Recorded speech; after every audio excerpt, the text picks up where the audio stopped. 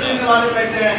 ऐसे ऐसे लोग जो हम लोग यहाँ बैठे हैं, लगता है कि हम लोग यहाँ प्रतिनिधि के रूप में नहीं, हम लोग आम जनता बैठे हैं। ऐसा न महसूस हो, ऐसा महसूस हो तो हम लोग जनप्रतिनिधि बैठे हैं और किसी को हम इधर से उधर करने का क्षमता और पावर रखते हैं। मैं इस तरह से हम लोग चाहते हैं कि इधर बैठे।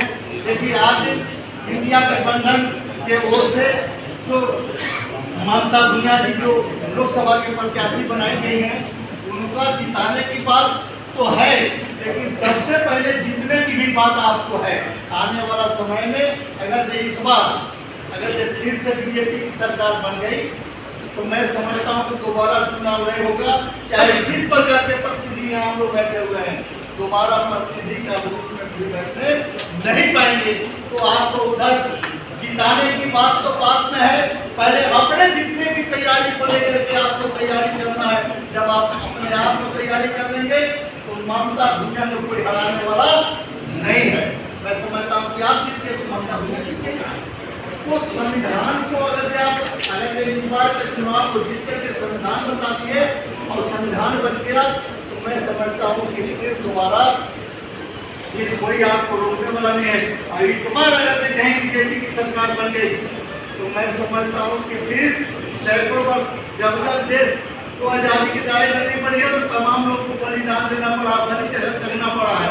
फिर ऐसा दिन न आ पाए, इसलिए ऐसा दिन न आ पाए हम ऐसा काम करें जिससे कि हम इस बार ममता भुनिया को जिताने के लिए हम पीछे अपने नेताओं को आगे पीछे न देखें, क्योंकि हमारे लोगों को गांव देहात में हमारे जो समर्थक साथी हैं, जो वोटर मतदाता हमारे भगवान हैं, जो उधर मालिक बैठे हुए हैं, उनका अभी के समय में कुछ लोग तथाकथित लोगों के चलते कुछ आदत गंदा हो गया है। क्योंकि हमारे लोग रोटी बोटी घूटी के चक्कर में ज़्यादा हो जाते हैं। तो हमको उनको बीच में जाकर के समझाना है कि रोटी बोटी घूटी के चक्कर में हम लोग यदि पड़ेंगे तो आने वाला दिन में फिर दोबारा चुनाव आप नहीं लड़ पाइएगा, आप स्वतंत्र नहीं रह पाइएगा, आपकी आज़ादी नहीं हो पाएगी, आपका सर्वाधिकार छीन जाएगा।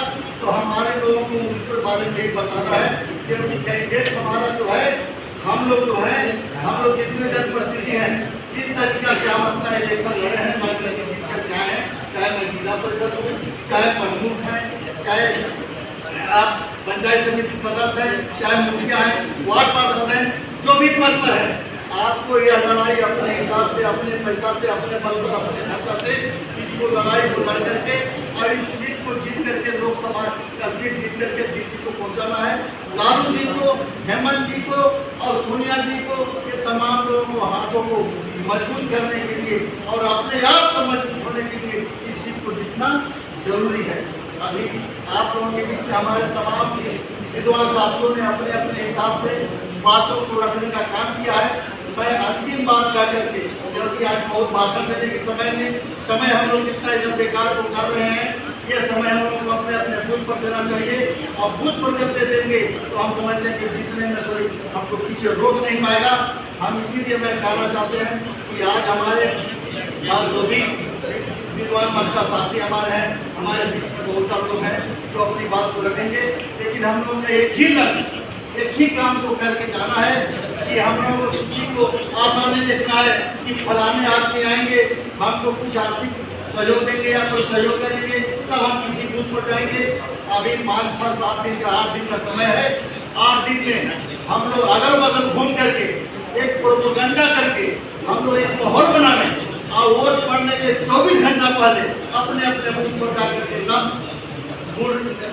एकदम बैठ जाए और वहाँ से जब तक वोट पड़ नहीं जाता है तब तक हम वहाँ से न हटें। इसी बात के साथ मैं अपनी वाणी को विराम देता हूँ। जय हिंद, जय भारत।